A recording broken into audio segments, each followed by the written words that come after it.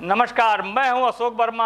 आप देख रहे हैं टीवी20 न्यूज। टीवी20 न्यूज पर शुरू करते हैं आज का खबरों का सिलसिला। बने रहिए हमारे साथ।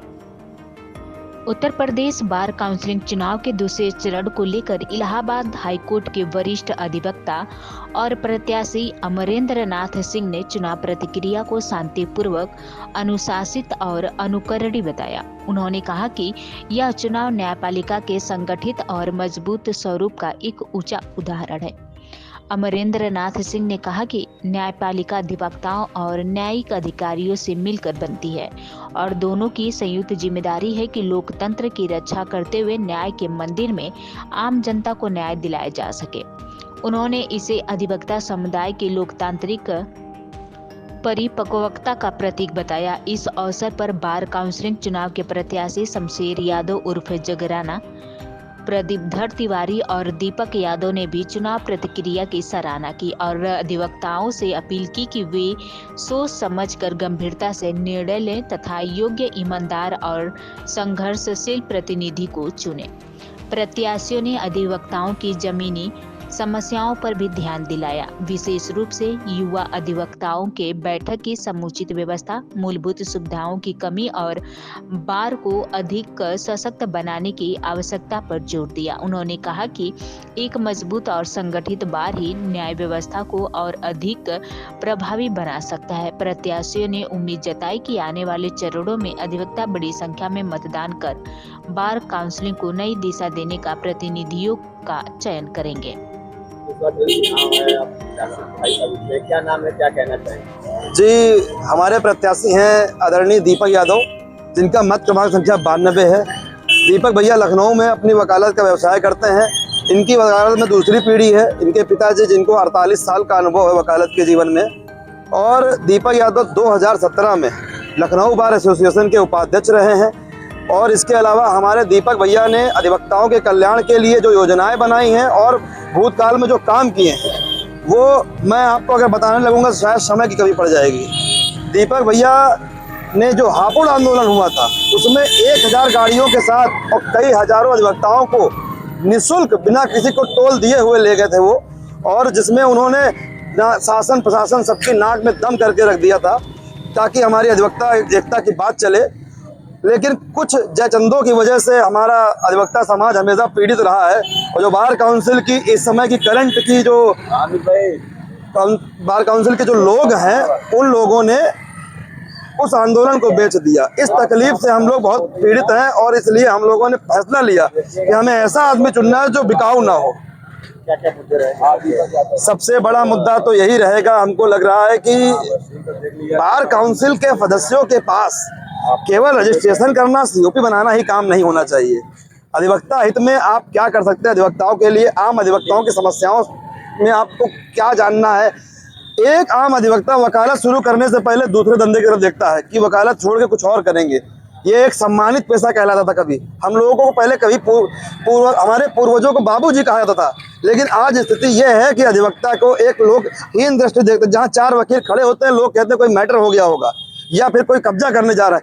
ये देन है बार काउंसिल, ये असफलता है बार काउंसिल के सदस्यों की, जिन्होंने ऐसी योजनाएं, ऐसी नीतियां बनाई जिससे हम लोग पंगु हो गए और हम लोग आपस में झगड़ा करते रहते हैं। और जबकि ऐसा नहीं है। हमारा अधिवक्ता समाज आज भी बुद्धिजीवी है।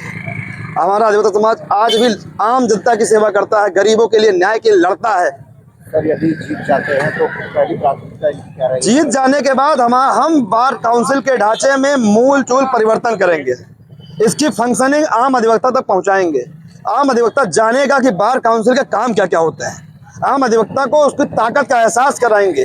शासन, प्रशासन, संसद, विधानसभा, चाहे जहां से लड़ना पड़े, हम एडवोकेट प्रोटेक्शन एक्ट की बात करेंगे। हम अधिवक्ताओं के लिए निःशुल्क टोल की बात करेंगे। हम अधिवक्ताओं के लिए जीवन बीमा की बात करेंगे। हम कैशलेस इलाज की बात करेंगे। हम उनके मृत्यु दावे में जो उनको रकम मिलती है उसको 25 लाख करने की बात करेंगे। और ये बात नहीं होगी, ये काम होंगे। बार काउंसिल में हमारे भैया के जीतने के बाद हम बार काउंसिल की सूरत बदल देंगे।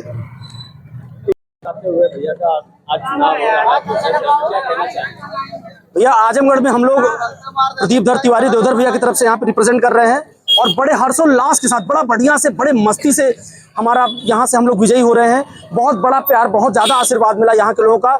हम लोग अधिवक्ताओं के लिए लगातार पिछले 5 वर्षों से लगातार संघर्ष कर रहे हैं हाई कोर्ट में। हम लोग एडवोकेट प्रोटेक्शन एक्ट के लिए पिछले महीनों 1 जनवरी से लेकर के 1 दिसंबर से लेकर 5 दिसंबर हम लोग यात्रा निकाले थे, जिसमें हम लोग हाई कोर्ट से पैदल चल के गए थे, लखनऊ और मुख्यमंत्री को ज्ञापन दिए हैं।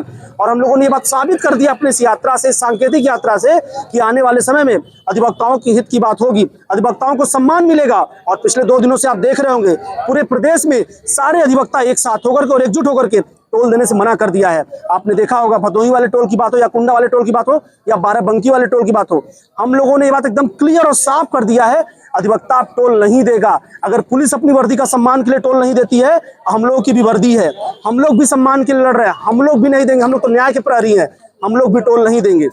साथ में हमारा एक मांग ये भी है कि हम अपने जो हमारे नए युवा हैं, जो अब युवा अपने प्रैक्टिस को शुरू कर रहे हैं, उन्हें स्टाइपेंड कुछ उनको सहयोग राशि दिया जाए स्टार्टिंग कम से कम 2 से 3 साल, ताकि उनका हर्षोल्लास बना रहे, उनका मनोबल बना रहे। और साथ में जो बुजुर्ग अधिवक्ता है, जिन्होंने अपनी लड़ाई लड़ी, जिन्होंने पूरा जीवन अपना न्याय के लिए दे दिया है, उन्हें पेंशन स्कीम चलाई जाए ताकि उनका मनोबल बना रहे। और जिस प्रकार से हमारे अधिवक्ताओं का सम्मान बना रहे, हम अधिवक्ता अपने न्याय की लड़ाई ईमानदारी से लड़ते रहे, यही हमारा कहना है। प्रदीप दर तिवारी के रिप्रेजेंटेटिव आशुतोष उपाध्याय, आजमगढ़। आज दूसरे चरण में मैं बलिया से लेकर बलरामपुर से लेकर अमरोहा बिजनौर हर जगह से मैं जो है भारी मतों से जो है मैं आगे चल रहा हूं। और विगत जो है गणना में पिछली बार विगत जो चुनाव हुआ उसमें मैं थोड़ा सा मतों से रह गया था। उन गलतियों को सुधार करते हुए मैं इस चुनाव में बहुत अच्छा प्रदर्शन है और अधिवक्ताओं का अच्छा जो है मुझे जो है प्यार दुलार मिला है। इसको देखते हुए मेरा लगभग जो है बार काउंसिल में जाना तय है। मैं इसके लिए उत्तर प्रदेश के प्रथम चरण के समस्त अधिवक्ताओं का जो है धन्यवाद ज्ञापित करता हूं। और आप सब जो है प्रेस और मीडिया के भाइयों को, अपने आजमगढ़ की धरती के जो है प्रेस मीडिया के आपके भाइयों का भी मैं धन्यवाद ज्ञापित करता हूं। और मेरा जो है पहला आप लोगों को यहाँ पर बता रहा हूं कि उत्तर प्रदेश में जिस तरीके से अधिवक्ताओं के साथ अन्याय हो रहा है, उसको सबसे पहले आकर के बार काउंसिल में समाप्त करने का काम करूंगा। जो जूनियर अधिवक्ताओं को बैठने की अव्यवस्था है, उसके लिए सरकार से वार्ता करके उसको निदान कराऊंगा। जो 36 साल 32 साल से कुंडली मार के लोग बार काउंसिल में बैठे हुए हैं, ऐसे लोगों का जो है ऑडिट जांच करा करके उनके जो भ्रष्टाचार जो अभी तक किए हैं, उस भ्रष्टाचार को जो है उजागर करने का काम करूंगा। जिस तरीके से न्यायालयों में जो है शौचालय और व्यवस्था की जो है दुर्व्यवस्था है, उस दुर्व्यवस्था को दुरुस्त करने का कार्य करूंगा। दूसरी चीज कि जो हमारे कचहरियों में अधिवक्ता के गेटअप में आकर के जो आपराधिक तत्व जो आकर के बने हुए हैं, जो कि कहीं पे भी अधिवक्ता रजिस्टर्ड नहीं है, ऐसे लोग अगर जो अधिवक्ता के गेटअप में कचहरी में पाए जाएंगे तो लोकल बारों को ये शक्ति दी जाएगी कि उनके खिलाफ वह जो है कार्रवाई करेंगे और बार काउंसिल उनको जो है पूरी जो है ताकत देगी। देखिए, आज पूरे उत्तर प्रदेश में बार काउंसिल का चुनाव हो रहा है, यूपी बार काउंसिल का, जिसमें बहुत सारे प्रत्याशी, तकरीबन 333 प्रत्याशी चुनाव लड़ रहे हैं। उसमें हमारे कैंडिडेट भी हैं सैयद महफूजुर रहमान फैजी साहब, जिनका क्रमांक संख्या है 303। तो हम तमाम लोग आजमगढ़ के जो युवा अधिवक्ता हैं, जो सीनियर अधिवक्ता है, वो अम्बेडकर नगर के रहने वाले हैं। तमाम नौजवान साथी आजमगढ़ के युवा अधिवक्ता, कलेक्ट्री के, दीवानी के, तहसीलों के, सबने एक बहुत परम्पार समर्थन दिया है फैजी भाई को और आजमगढ़ से 303 पे बहुत वोट पड़ा है। और हम आपके जरिए तमाम उत्तर प्रदेश के अन्य जिले में जहाँ पे चुनाव होने वाला है, 21 तारीख को, 22 को, 27 को, या 3-4 चरण में जो चुनाव होना है, मैं सबसे निवेदन करूंगा कि फैजी साहब को वोट दें। और एक बोल्ड आवाज़ को, एक ऐसा आदमी जो आपके लिए संघर्ष करता रहा है पिछले 10 सालों से लगातार अधिवक्ता हित के लिए, जिसने तमाम आंदोलन, चाहे हापुड़ का मसला रहा हो, चाहे लखनऊ का मसला रहा हो, चाहे प्रयागराज का मसला रहा हो, लड़ता रहा अधिवक्ता हित के लिए। अभी जो अधिवक्ता बिल आई थी उसके खिलाफ भी विरोध प्रदर्शन में रहे, एडवोकेट एक्ट के लिए लड़ाई लड़ रहे हैं। तो इन तमाम चीज़ों को लेकर फैजी साहब के साथ ही तमाम युवा जो अधिवक्ता है वो समर्थन में खड़े हैं।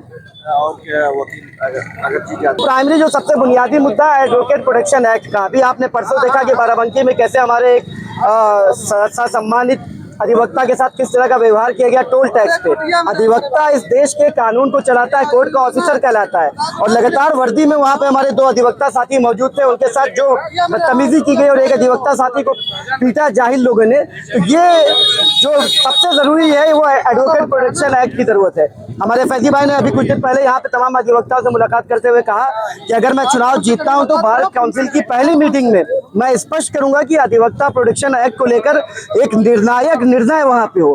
तो हमें ऐसा एक नेता चाहिए जो हमारे लोगों की बात को मजबूती से रख सके। और अधिवक्ता प्रोटेक्शन एक्ट है, या अभी जैसे केंद्र सरकार ने अधिवक्ताओं पे रोक लगाने के लिए, उनको कंट्रोल करने के लिए एक बिल लाया था, जिसके खिलाफ तमाम पूरे देश भर के अधिवक्ताओं ने बहुत बड़ा आंदोलन किया था। तो हमारा अधिवक्ता इस देश की जो संविधान है उसका संरक्षक है, कोर्ट का ऑफिसर है, और अधिवक्ता ही वो है जो जनता की लड़ाई को मजबूती से लड़ता है, न्यायालय से लेकर सड़क तक। अब ये शासन प्रशासन की कोशिश है कि अधिवक्ताओं को भी कंट्रोल